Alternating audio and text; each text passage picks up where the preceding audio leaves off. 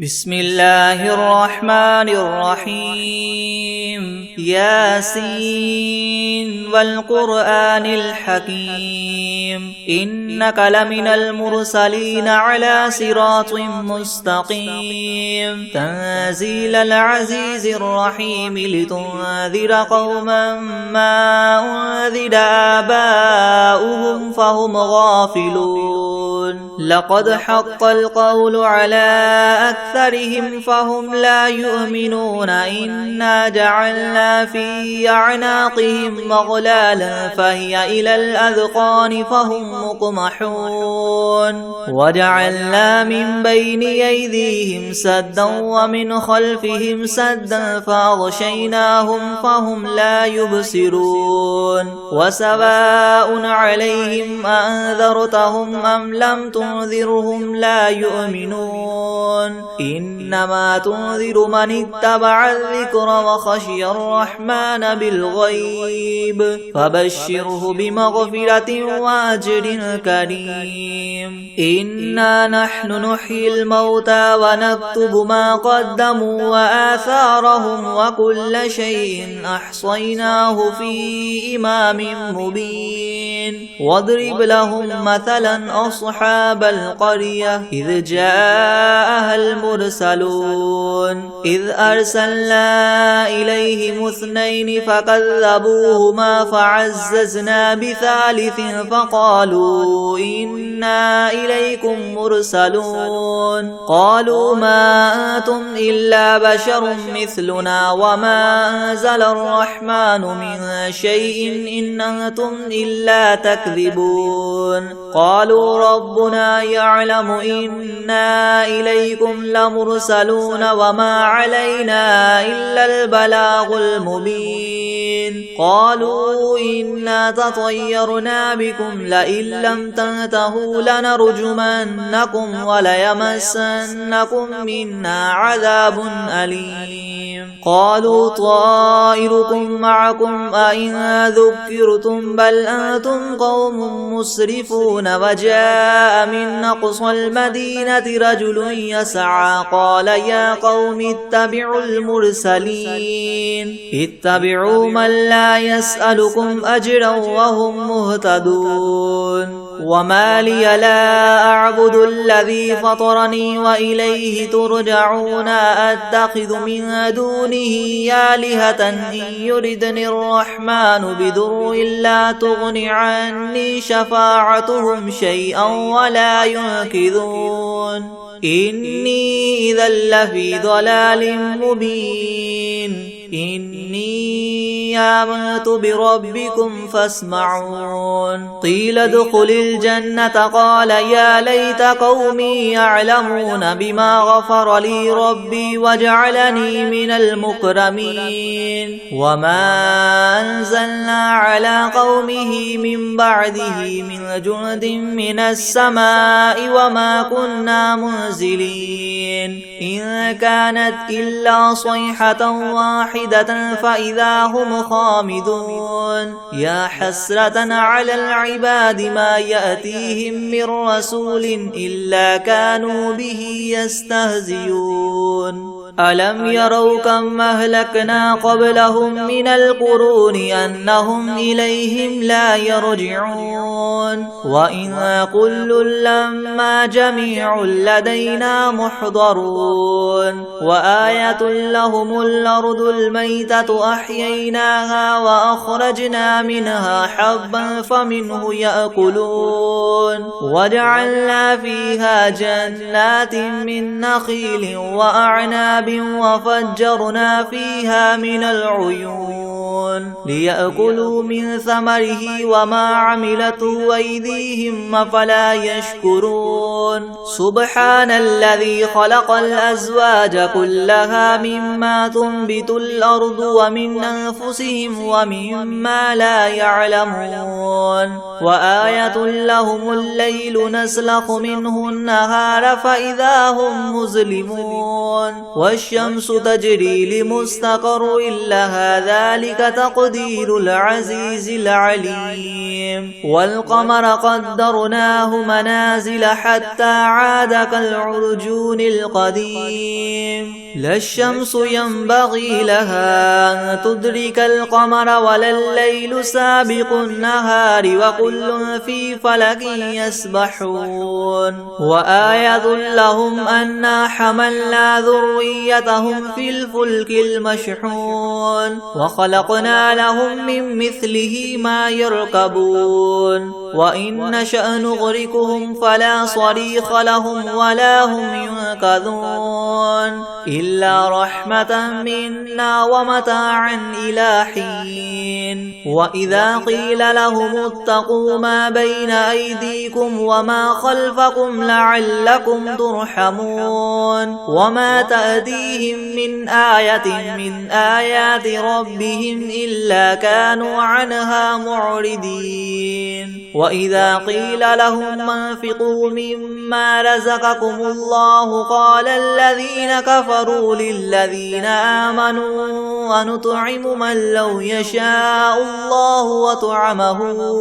إن أنتم إلا في ضلال مبين ويقولون متى هذا الوعد إن كنتم صادقين ما ينظرون إلا صيحة واحدة تأخذهم وهم يخصمون فلا يستطيعون توصية ولا إلى أهلهم يرجعون ونفخ في الصور فإذا هم من الأجداث إلى ربهم ينسلون قالوا يا ويلنا من بعثنا من مرقدنا هذا ما وعد الرحمن وصدق المرسلون إن كانت إلا صيحة واحدة فإذا هم جميع لدينا محضرون فاليوم لا تظلم نفس شيئا ولا تجزون إلا ما كنتم تعملون إن أصحاب الجنة اليوم في شغل فاكهون هم وأزواجهم في زلال على الأرائك متكئون لهم فيها فاكهة ولهم ما يدعون سلام قولا من رب رحيم وامتازوا اليوم أيها المجرمون ألم أعهد إليكم يا بني آدم ألا تعبدوا الشيطان إنه لكم عدو مبين وأن اعبدوني هذا صراط مستقيم ولقد أضل منكم جبلا كثيرا أفلم تكونوا تعقلون هذه جهنم التي كنتم توعدون اصلوها اليوم بما كنتم تكفرون اليوم نختم على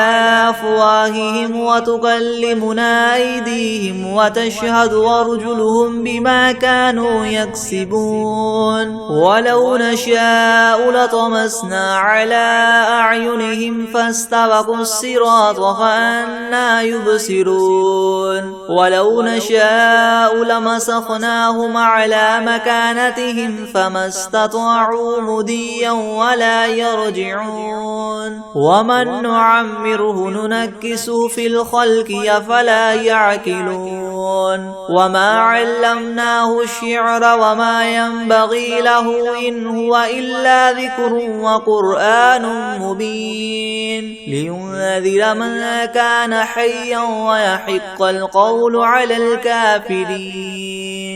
أولم يروا أنا خلقنا لهم مما عملت أيدينا أنعاما فهم لها مالكون وذللناها لهم فمنها ركوبهم ومنها يأكلون ولهم فيها منافع ومشارب وفلا يشكرون واتخذوا من دون الله آلهة لعلهم ينصرون لا يستطيعون نصرهم وهم لهم جند محضرون فلا يحزنك قولهم إنا نعلم ما يسرون وما يعلنون أولم ير الإنسان أنا خلقناه من نطفة فإذا هو خصيم مبين وضرب لنا مثلا ونسي خلقه قال من يحيي العظام وهي رميم قل يحييها الذي ينشأها أول مرة وهو بكل خلق عليم الذي جعل لكم من الشجر الأخضر نارا فإذا أنتم منه توقدون أوليس الذي خلق السماوات والأرض بقادر على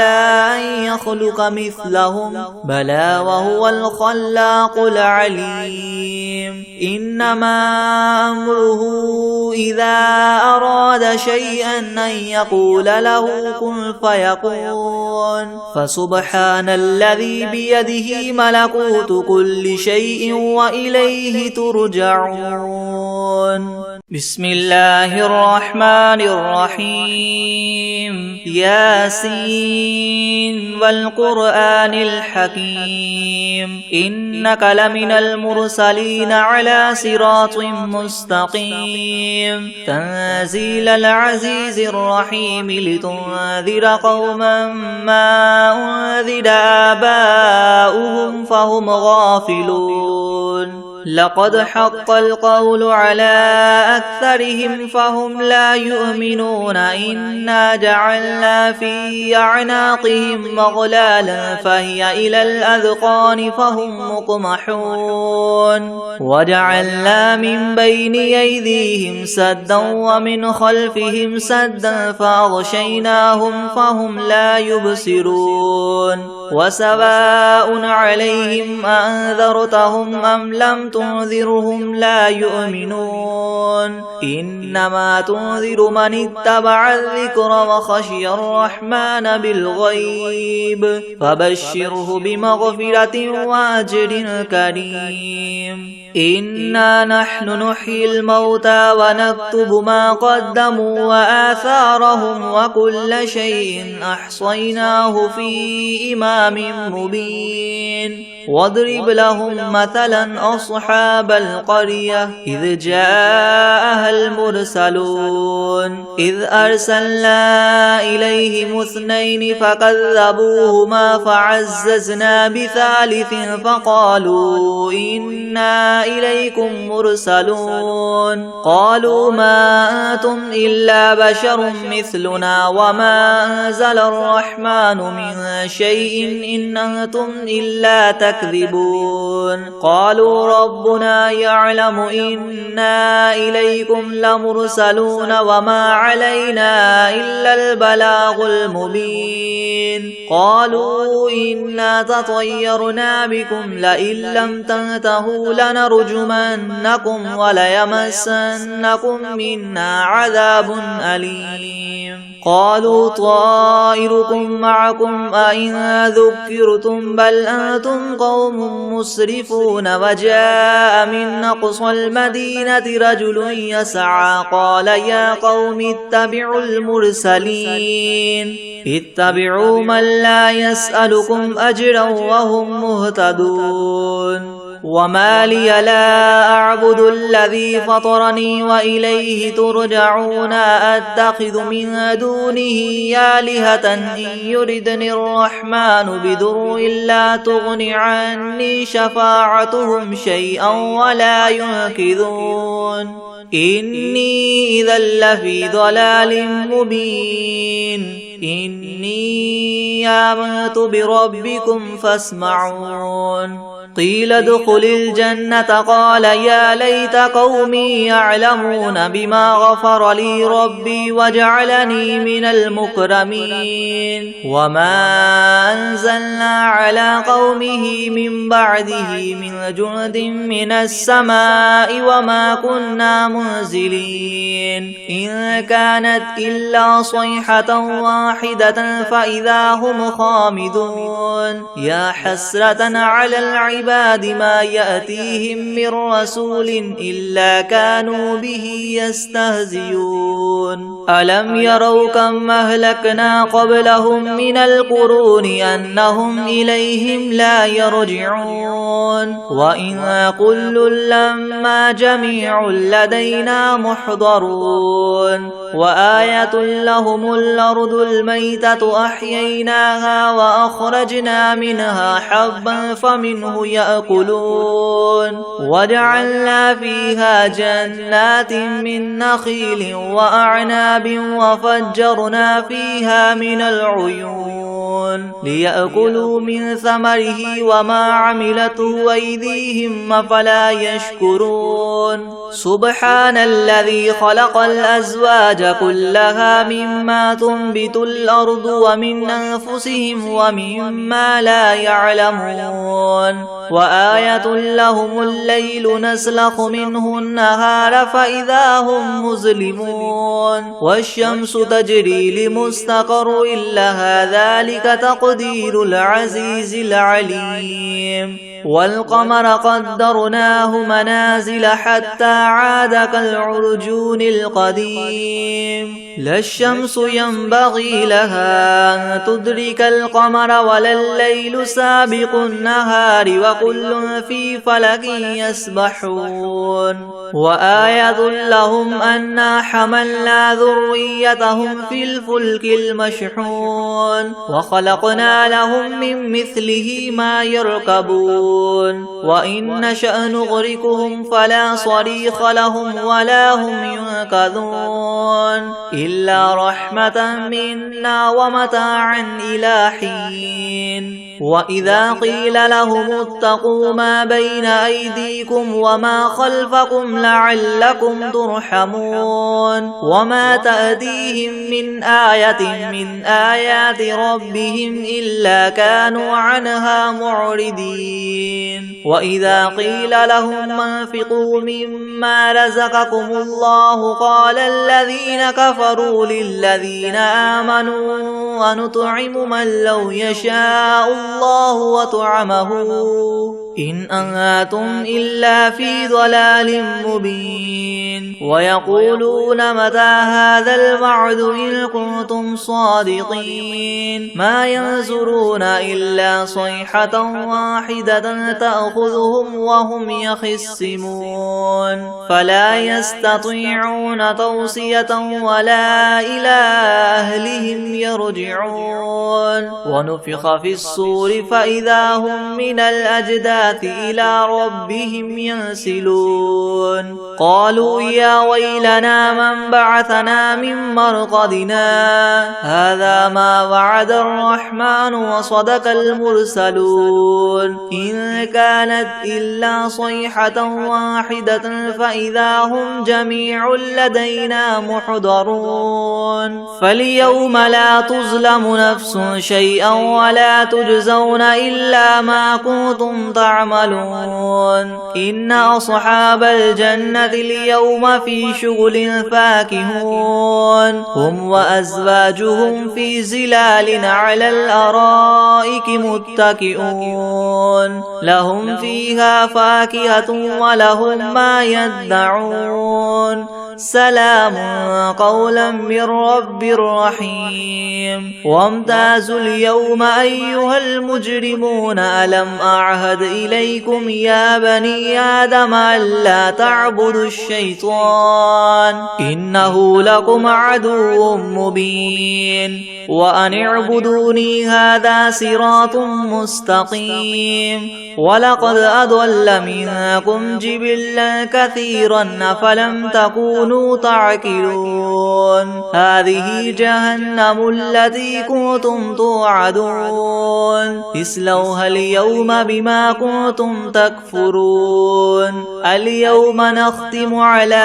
أفواههم وتكلمنا أيديهم وتشهد أرجلهم بما كانوا يكسبون ولو نشاء لطمسنا على أعينهم فاستبقوا الصراط فأنى يبصرون ولو نشاء لمسخناهم على مكانتهم فما استطاعوا مضيا ولا يرجعون ومن نعمره ننكس في الخلق أفلا يعقلون وما علمناه الشعر وما ينبغي له إن هو إلا ذكر وقرآن مبين لينذر من كان حيا ويحق القول على الكافرين أولم يروا أنا خلقنا لهم مما عملت أيدينا أنعاما فهم لها مالكون وذللناها لهم فمنها ركوبهم ومنها يأكلون ولهم فيها منافع ومشارب أفلا يشكرون واتخذوا من دون الله آلهة لعلهم ينصرون لا يستطيعون نصرهم وهم لهم جند محضرون فلا يحزنك قولهم إنا نعلم ما يسرون وما يعلنون أولم ير الإنسان أنا خلقناه من نطفة فإذا هو خصيم مبين وضرب لنا مثلا ونسي خلقه قال من يحيي العظام وهي رميم قل يحييها الذي ينشأها أول مرة وهو بكل خلق عليم الذي جعل لكم من الشجر الأخضر نارا فإذا أنتم منه توقدون أوليس الذي خلق السماوات والأرض بقادر على أن يخلق مثلهم بلى وهو الخلاق العليم إنما أمره إذا أراد شيئا أن يقول له كن فيكون فسبحان الذي بيده ملكوت كل شيء وإليه ترجعون بسم الله الرحمن الرحيم ياسين والقرآن الحكيم إنك لمن المرسلين على صراط مستقيم تنزيل العزيز الرحيم لتنذر قوما ما أنذر آباؤهم فهم غافلون لقد حق القول على أكثرهم فهم لا يؤمنون إنا جعلنا في أعناقهم مغلالا فهي إلى الأذقان فهم مقمحون وجعلنا من بين أيديهم سدا ومن خلفهم سدا فأغشيناهم فهم لا يبصرون وسواء عليهم أنذرتهم أم لم تنذرهم لا يؤمنون إنما تنذر من اتبع الذكر وخشي الرحمن بالغيب فبشره بمغفرة وأجر كريم إنا نحن نحيي الموتى ونكتب ما قدموا وآثارهم وكل شيء أحصيناه في إمام مبين واضرب لهم مثلا أصحاب القرية إذ جاءها المرسلون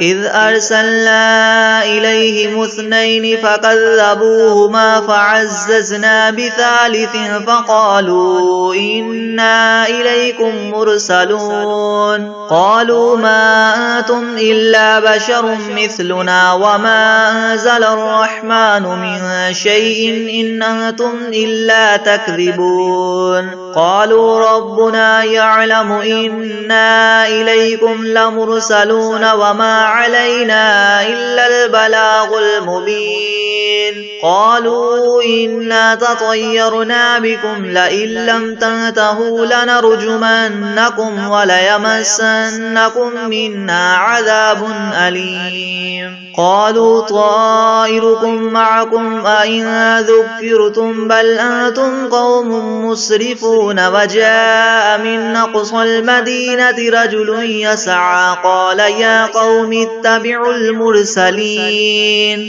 اتبعوا من لا يسألكم أجرا وهم مهتدون وما لي لا أعبد الذي فطرني وإليه ترجعون أتخذ من دونه آلهة إن يردني الرحمن بضر لا تغن عني شفاعتهم شيئا ولا ينقذون إني إذا لفي ضلال مبين إني آمنت بربكم فاسمعون قيل ادخل الجنة قال يا ليت قومي يعلمون بما غفر لي ربي وجعلني من المكرمين وما أنزلنا على قومه من بعده من جند من السماء وما كنا منزلين إن كانت إلا صيحة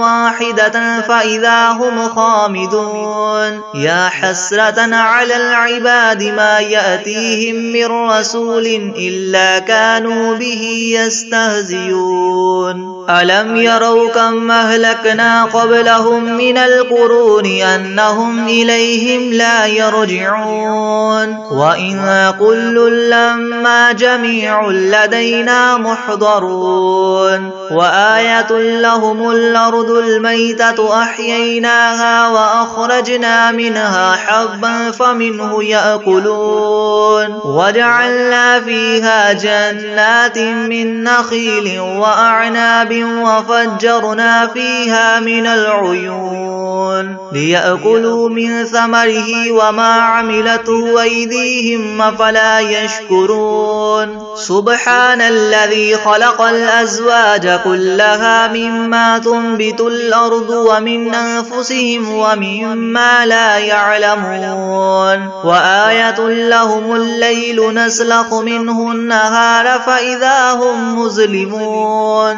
والشمس تجري لمستقر لها ذلك تقدير العزيز العليم والقمر قدرناه منازل حتى عاد كالعرجون القديم لا الشمس ينبغي لها أن تدرك القمر ولا الليل سابق النهار وكل في فلك يسبحون وآية لهم أنا حملنا ذريتهم في الفلك المشحون وخلقنا لهم من مثله ما يركبون وإن نشأ نغرقهم فلا صريخ لهم ولا هم ينقذون إلا رحمة منا ومتاعا إلى حين وإذا قيل لهم اتقوا ما بين أيديكم وما خلفكم لعلكم ترحمون وما تأتيهم من آية من آيات ربهم إلا كانوا عنها معرضين وإذا قيل لهم انفقوا مما رزقكم الله قال الذين كفروا للذين آمنوا ونطعم من لو يشاء الله وطعمه إن أنتم إلا في ضلال مبين ويقولون متى هذا الوعد إن كنتم صادقين ما ينظرون إلا صيحة واحدة تأخذهم وهم يخصمون فلا يستطيعون توصية ولا إلى أهلهم يرجعون ونفخ في الصور فإذا هم من الأجداث إلى ربهم ينسلون قالوا يا ويلنا من بعثنا من مرقدنا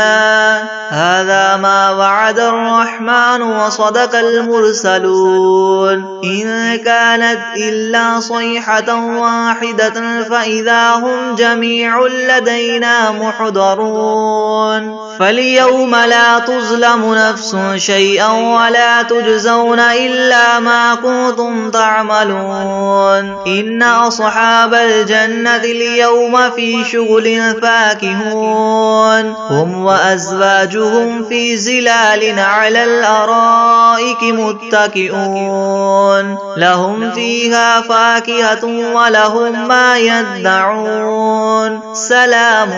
قولا من رب رحيم وامتازوا اليوم أيها المجرمون ألم أعهد إليكم يا بني آدم ألا تعبدوا الشيطان إنه لكم عدو مبين وأن اعبدوني هذا صراط مستقيم ولقد أضل منكم جبلا كثيرا أفلم تكونوا تعقلون هذه جهنم التي كنتم توعدون اصلوها اليوم بما كنتم تكفرون اليوم نختم على أفواههم وتكلمنا أيديهم وتشهد أرجلهم بما كانوا يكسبون ولو نشاء لطمسنا على أعينهم فاستبقوا الصراط فأنى يبصرون ولو نشاء لمسخناهم على مكانتهم فما استطاعوا مضيا ولا يرجعون ومن نعمره ننكس في الخلق أفلا يعقلون وما علمناه الشعر وما ينبغي له إن هو إلا ذكر وقرآن مبين لينذر من كان حيا ويحق القول على الكافرين أولم يروا أنا خلقنا لهم مما عملت أيدينا أنعاما فهم لها مالكون وذللناها لهم فمنها ركوبهم ومنها يأكلون ولهم فيها منافع ومشارب أفلا يشكرون واتخذوا من دون الله آلهة لعلهم ينصرون لا يستطيعون نصرهم وهم لهم جند محضرون فلا يحزنك قولهم إنا نعلم ما يسرون وما يعلنون أولم ير الإنسان أنا خلقناه من نطفة فإذا هو خصيم مبين وضرب لنا مثلا ونسي خلقه قال من يحيي العظام وهي رميم قل يحييها الذي ينشأها أول مرة وهو بكل خلق عليم الذي جعل لكم من الشجر الأخضر نارا فإذا أنتم منه توقدون أوليس الذي خلق السماوات والأرض بقادر على أن يخلق مثلهم بلى وهو الخلاق العليم إنما أمره إذا أراد شيئا أن يقول له كن فيكون فسبحان الذي بيده ملكوت كل شيء وإليه ترجعون بسم الله الرحمن الرحيم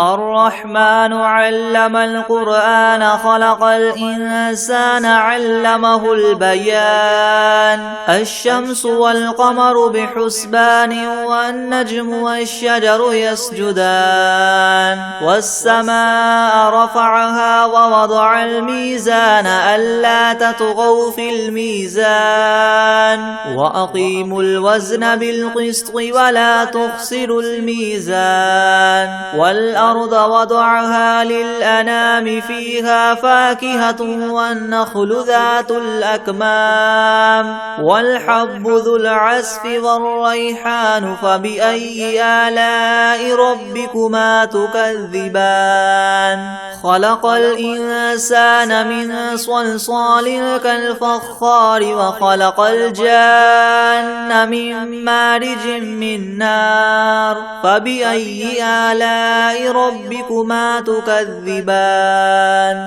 رب المشرقين ورب المغربين فبأي آلاء ربكما تكذبان مرج البحرين يلتقيان بينهما بينهما برزخ لا يبغيان فبأي آلاء ربكما تكذبان يخرج منهما اللؤلؤ والمرجان فبأي آلاء ربكما تكذبان وله الجوار المنشآت في البحر كالأعلام فبأي آلاء ربكما تكذبان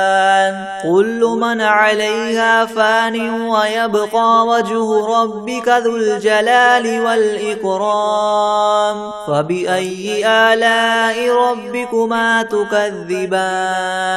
يسأله من في السماوات والأرض كل يوم هو في شأن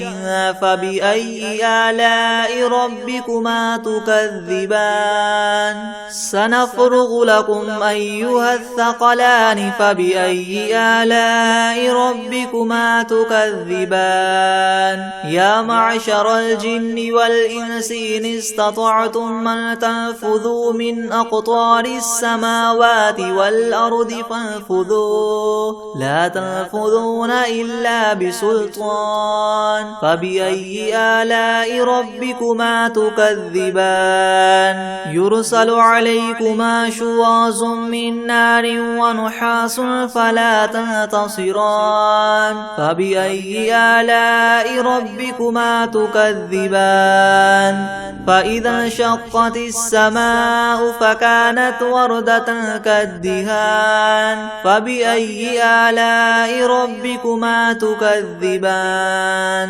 فيومئذ لا يسأل عن ذنبه إنس ولا جان فبأي آلاء ربكما تكذبان يعرف المجرمون بسيماهم فيؤخذ بالنواصي والأقدام فبأي آلاء ربكما تكذبان هذه جهنم التي يكذب بها المجرمون يطوفون بينها وبين حميم آن فبأي آلاء ربكما تكذبان ولمن خاف مقام ربه جنتان فبأي آلاء ربكما تكذبان ذواتا أفنان فبأي آلاء ربكما تكذبان فيهما عينان تجريان فبأي آلاء ربكما تكذبان فيهما من كل فاكهة زوجان فبأي آلاء ربكما تكذبان متكئين على فرش بطائنها من استبرق وجنى الجنتين دان فبأي آلاء ربكما تكذبان فيهن قاصرات الطرف لم يطمثهن إنس قبلهم ولا جان فبأي آلاء ربكما تكذبان كأنهن الياقوت والمرجان فبأي آلاء ربكما تكذبان هل جزاء الإحسان إلا الإحسان فبأي آلاء ربكما تكذبان ومن دونهما جنتان فبأي آلاء ربكما تكذبان مدهامتان فبأي آلاء ربكما تكذبان فيهما عينان نضاختان فبأي آلاء ربكما تكذبان فيهما فاكهة ونخل ورمان الرحمن فبأي آلاء ربكما تكذبان فيهن خيرات حسان فبأي آلاء ربكما تكذبان حور مقصورات في الخيام فبأي آلاء ربكما تكذبان لم يطمثهن إنس قبلهم ولا جان فبأي آلاء ربكما تكذبان متكئين على رفرف خضر وعبقري حسان فبأي آلاء ربكما تكذبان تبارك اسم ربك ذي الجلال والإكرام